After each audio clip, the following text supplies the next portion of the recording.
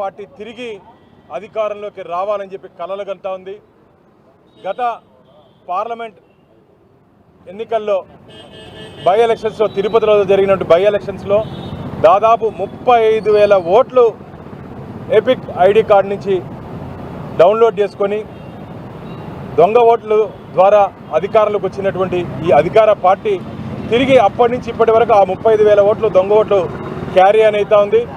అవి కాకుండా అదనంగా ఇంకా దాదాపు ఒక 20,000 ఓట్లు అదనంగా క్యారీ అయ్యాయని చెప్పి చెప్తున్నారు. దాదాపు 50,000 ఓట్లు దొంగ ఓట్లతో ఈరోజు తిరుపతి పార్లమెంట్ నియోజకవర్గంలో అధికార పార్టీ దొంగ ఓట్ల ఆధారంగా తిరిగి గెలవాలని చెప్పి ప్రయత్నం చేస్తోంది. మాకందరికీ అనుమానం వేస్తూ ఉంది.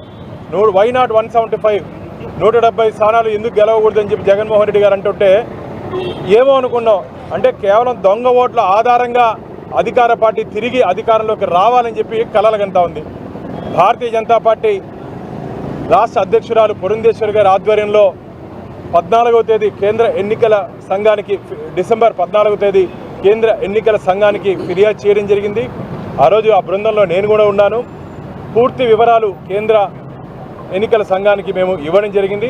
అక్కడి నుంచి రాష్ట్ర ఎన్నికల సంఘానికి వారు ఫార్వర్డ్ చేశారు. తద్వారా అక్కడి నుంచి దీన్ని ఎంక్వైరీ చేయమని చెప్పి తిరుపతి పోలీస్ సూపరింటెండెంట్కి ఆదేశాలు ఇస్తే తూతూ మంత్రంగా అనామకులు దాదాపు ఒక 3 కంప్యూటర్ ఆపరేటర్ని అవుట్సోర్సింగ్ని పర్మనెంట్ కూడా గారు అవుట్సోర్సింగ్ వాళ్ళ పేర్లు కూడా నాయకు శివకుమారు విజయ్ కుమార్ ఒక 3 అనామకులను తీసుకొని వచ్చి దాంట్లో పేరు పెట్టి ఈ కేసును నీరుగార్చాలని చెప్పి పోలీస్ అధికారులు ప్రయత్నం చేస్తున్నారు. ఆంధ్రప్రదేశ్లో ఐపీసీ సెక్షన్లు పనిచేయట్లేదు, వైసీపీ సెక్షన్లు పనిచేస్తున్నాయని చెప్పి భారతీయ జనతా పార్టీ అనేక పర్యాయాలు మేము చెప్పడం జరిగింది. ఈరోజు ఇవన్నీ చూస్తూ ఉంటే అది నిజమనిపిస్తుంది మనకు. ఎందుకంటే నిష్పక్షపాతంగా వ్యవహరించినటువంటి పోలీస్ అధికారులు ఈరోజు అధికార పార్టీ నాయకుల మాటలు విని ఇప్పటికే ఒక ఐఏఎస్ అధికారి సస్పెండ్ అవ్వడం జరిగింది. మీరు ఇదే పందాలో కానీ ముందుకు పోతే ఖచ్చితంగా రాబో రోజుల్లో తీవ్ర పరిణామాలు ఎదుర్కోక తప్పదు. దాదాపు 20 పైచీలకు రెవెన్యూ అండ్ పోలీస్ అధికారులు అలాగే దీంట్లో సంబంధం ఉన్నటువంటి ముఖ్యంగా దీంట్లో పాత్రదారులు సూత్రధారులు రాజకీయ నాయకులు అధికార పార్టీకి సంబంధించిన రాజకీయ నాయకుల హస్తం దీంట్లో ఉంది.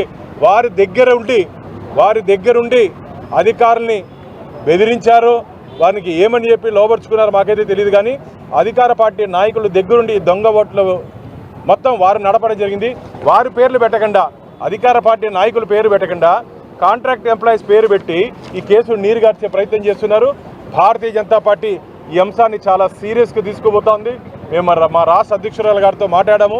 రాబో రోజుల్లో దీని మీద ఒక ఉద్యమం రూపంలో అసలైన నిందితుల్ని చట్టం ముందు పెట్టేంత వరకు భారతీయ జనతా పార్టీ ఉద్యమిస్తుందని చెప్పి రాష్ట్ర ప్రభుత్వాన్ని అలాగే పోలీస్ అధికారులను కూడా ఈరోజు మేము కంప్లైంట్ ఇచ్చాం. ఈ కంప్లైంట్లో న్యాయం జరుగుతుందని చెప్పి మాకు నమ్మకాలు తక్కువ ఉన్నాయి. ఎందుకంటే అధికార పార్టీకి లోబడి ఇక్కడ పోలీస్ యంత్రాంగం పనిచేస్తోంది. కాబట్టి దీన్ని ఇంకా పైకి ఎలా తీసుకుపోవాలి, నేను మీ ద్వారా ఒకటి చెప్తున్నా. జగన్మోహన్ రెడ్డి గారికి ధైర్యము దమ్ము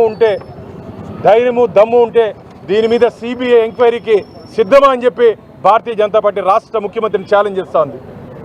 ఈ దొంగ ఓట్ల వ్యవహారంలో అధికార పార్టీకి ధైర్యం ఉందా అని చెప్పి భారతీయ జనతా పార్టీ రాష్ట్ర ముఖ్యమంత్రికి ఛాలెంజ్ చేస్తోంది. నీకు చిత్తశుద్ధి ఉంటే నేను ఉన్నాను, నేను విన్నానంటావు కదా జగన్మోహన్ రెడ్డి గారు. ఈరోజు భారతీయ జనతా పార్టీ సవాల్ చేస్తూ ఉంది. మా సవాల్ని నువ్వు స్వీకరిస్తావా చెప్పు. దీని మీద సిబిఐ ఎంక్వైరీకి నువ్వు రెడీనా చెప్పు. సిబిఐ ఎంక్వైరీకి ఒక లెటర్ రాయి.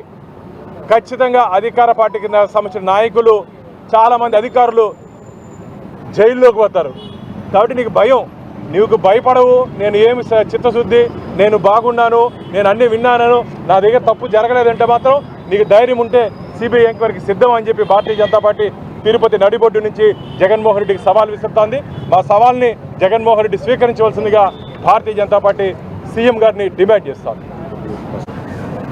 బీజేపీ ఇచ్చినటువంటి ఫిర్యాదు మేరకు జాతీయ ఎన్నికల కమిషన్ సీరియస్గా తీసుకుని ఇచ్చినటువంటి ఆదేశాల మేరకు ఎట్టకేలకు తిరుపతి పోలీసు వారు ఈస్ట్ పోలీస్ స్టేషన్లో క్రైమ్ నెంబర్ 15/2024 కింద ఎఫ్ఐఆర్ అయితే నమోదు చేశారు. అయితే 2021 తిరుపతి పార్లమెంటు ఉప ఎన్నికలలో 35,000 ఎపిక్ కార్డ్స్ను ఎన్నికల కమిషన్ వెబ్సైట్ నుంచి డౌన్లోడ్ చేసినటువంటి లాగిన్ ఐడి ఏదైతే ఉందో దానిని ఉపయోగించింది ఎవరి ప్రయోజనాల కోసం లాగిన్ ఐడి మిస్యూజ్ చేయబడింది. ఒక కంప్యూటర్ ఆపరేటర్కి కొన్ని వేల ఎపిక్ కార్డ్స్ను డౌన్లోడ్ చేసి స్మార్ట్ కార్డ్స్ను ట్యాంపర్ చేసి క్రియేట్ చేసేటువంటి అవసరం కంప్యూటర్ ఆపరేటర్కి ఉంటుందా? ఎవరి ప్రయోజనాలు కాపాడడం కోసం ఇవాళ అధికారులు, ఉన్నత స్థాయిలో ఉండే అధికారులు బలి పశువులు అవుతున్నారు. కష్టపడి సంపాదించినటువంటి ఉద్యోగాలను అధికార పార్టీ నాయకుల మెప్పు కోసం మీరు ఈరోజు తాకట్టు పెడుతున్నారు. అంతేకాకుండా అప్పుడు తిరుపతి నగరపాలక సంస్థలో క్రియాశీలకంగా వ్యవహరించినటువంటి అధికారులు ఇప్పుడు కూడా కొనసాగుతున్నారు. వాళ్ళ లాగిన్ ఐడిని కూడా ఎవరికైతే ఈఆర్ఓగా పనిచేశారో వాళ్ళ లాగిన్ కూడా మిస్యూజ్ అయింది. వాళ్ళు ఇప్పటికీ అధికార పార్టీ నాయకుల్లా చలామణి అవుతూ ఇవాళ రానున్నటువంటి 2024 ఎన్నికల్లో అదే రకమైనటువంటి ట్యాంపరింగ్ చేసి ఎపిక్ కార్డ్స్ను, దొంగ ఓట్లను, నిజమైనటువంటి అర్హత కలిగిన ఓట్లను తొలగించేందుకు గుంపగుత్తగా ఫామ్ 7 అప్లికేషన్ ఇస్తుంటే దాన్ని రిజెక్ట్ చేసి తప్పుడు ధృవీకరణలతో ఇచ్చేటువంటి ఫామ్ 7 అప్లికేషన్ ఎవరైతే ఇచ్చారో వాళ్ళపైన క్రిమినల్ చర్యలు చేపట్టాల్సిన అధికారం కలిగిన జిల్లా కలెక్టర్ ఇవాళ చేష్టలుడికి చూస్తున్నారు. జాతీయ ఎన్నికల కమిషన్కు మరోసారి ఆధారాలతో మేము నివేదిస్తాము. ఖచ్చితంగా ప్రతి అధికారికి నగరపాలక